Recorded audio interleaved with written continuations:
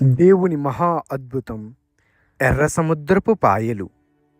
ఎంత గొప్ప జనసమూహం, ఇన్ని పశువులు! వీళ్ళంతా ఇశ్రాయేలు ప్రజలు.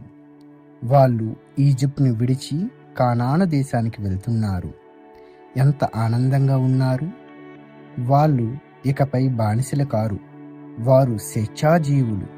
దేవుడు వాళ్ళకి మేలు చేశాడు, వాళ్ళని విడిపించాడు. వాళ్ళు ఒక పెద్ద సముద్రం దగ్గరికి వచ్చారు.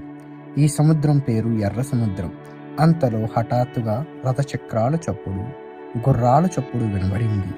వెనక్కి తిరిగి చూస్తే పెద్ద ఎత్తున దుమ్ము రేగుతుంది. అదేమిటబ్బా? అది మరింత దగ్గరవుతుంది. అవును, ఇప్పుడు కనిపిస్తుంది. అదిగో ఈజిప్టు ప్రజలు. ఈజిప్టు రాజు తన రథాలతో గుర్రాలతో వస్తున్నాడు. అందులో బలమైన సైనికులున్నారు. వారి చేతిలో కత్తులు, బల్లాలు ఉన్నాయి. అవి ఎండలో తలతల ఆడుతున్నాయి. చూడండి, మనము బానిసలను తిరిగి పట్టుకుందాం.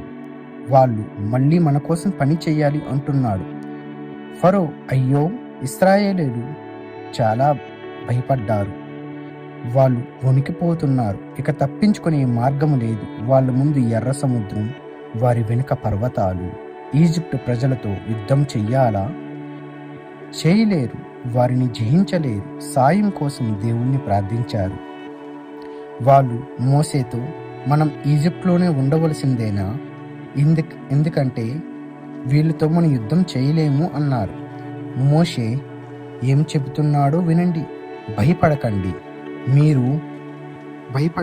మీరు యుద్ధం చేయనవసరం లేదు. మీ పక్షమున దేవుడే ఆ పని చేస్తాడు. మీరిక ఊరుకొని నిలుచుని చూడండి. మోసే ముందు ఉన్నాడు. అతడు నీళ్ల దగ్గర ఆగిపోయాడు. అతడు తన చేతి కర్రను నీటిపై చాపాడు. అలా చేయమని దేవుడే చెప్పాడు. ఇప్పుడెంత అద్భుతం జరుగుతున్నది! నీళ్లలో ఒక మార్గం ఏర్పడటం వల్ల వాళ్ళు చూచారు. అదొక చక్కని విశాలమైన దారి. అది ఈ ఒడ్డు నుండి ఆ ఒడ్డు వరకు ఏర్పడింది. దాని రెండు వైపులా నీళ్లు గోడలా నిలిచి ఉన్నాయి.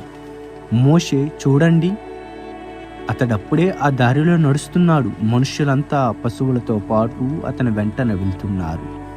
వాళ్ళంతా ఆ రెండింటి నీటి గోడల మధ్య క్షేమంగా నడుస్తున్నారు. చివరికి వాళ్ళు అవతలి ప్రక్కకు చేరారు. అదుగో ఫరో సైన్యం గుర్రాలు వాళ్ళ వైపు పరుగులు తీస్తున్నాయి. రథాల మీద బలమైన సైనికులున్నారు. నీళ్లు మధ్యనున్న చక్కని విశాల మార్గాన్ని ఫరో చూచాడు. రండి, మనం కూడా దీని గుండా నడిచిపోదాం అన్నాడు. వాళ్ళు రథం మీద నుండి వెళ్తున్నారు. వాళ్ళంతా ఇప్పుడు నీటి మధ్యన ఉన్న దారిలో వెళ్తున్నారు. మరో క్షణంలో మోసే అవతల ఒడ్డున నిలబడ్డాడు. తన సైన్యంతో పాటు కోపంగా వస్తున్న రాజును చూచాడు. మరి మోసే ఏం చేశాడు? అతడు తన చేతి నీటి మీద చాపాడు. దేవుడు చెప్పినట్టే చేశాడు. అప్పుడు అయ్యో, ఎంత భయంకరం! గోడల్లా నిలిచిపోయిన నీళ్లు క్రిందకి ప్రవహించాయి. అవి మార్గం మీదకి వచ్చి పడ్డాయి. రథాల మీద, గుర్రాల మీద, రాజు మీద, అతని సైన్యం మీద ప్రవహిస్తున్నాయి. వాళ్ళంతా ఆ నీటి ప్రవాహంలో మునిగిపోయారు. ఇది దేవుని శిక్ష. అవును, తమ కోసం ఎవరు యుద్ధం చేశారో ఇప్పుడు ఇశ్రాయేలు ప్రజలకు తెలిసింది. దేవుడే దానిని చేశాడు. ఆయనే వాళ్ళని రక్షించాడు. దేవుడు మాత్రమే దాన్ని చేశాడు. ఇశ్రాయేలీయులు ఏమీ చేయవలసిన అవసరం కలుగలేదు. మోసే దేవుని సేవకుడని వాళ్ళప్పుడు నమ్మారు. వినండి, ఎవరు అంత తీయగా పాడుతున్నారు? ఇశ్రాయేలీయుల ప్రజలే కదా. వాళ్ళు దేవునికి ఒక గీతం ఆలాపిస్తున్నారు. ఆ అద్భుత గీతం పాడుతున్నారు. నీటిలో ఏర్పడిన మార్గం గురించి, నీటిలో మునిగిన శత్రువుల గురించి. వారు ఆ పాటతో దేవునికి వందనాలు చెల్లిస్తున్నారు. మరి సంగీతం అద్భుతం. వారు ఆయనను స్తుతిస్తున్నారు. దేవునిని స్తుతించే ఓ కీర్తన లేదా గీతం నీకు తెలుసా? దేవునిని స్తుతించండి. పరలోకమా, ఆయన్ను ఆరాధించు. పైనున్న దూతలారా ఆయన స్తుతించుడి. సూర్య చంద్రులారా ఆయన్ను ఎదుట మోకరించుడి.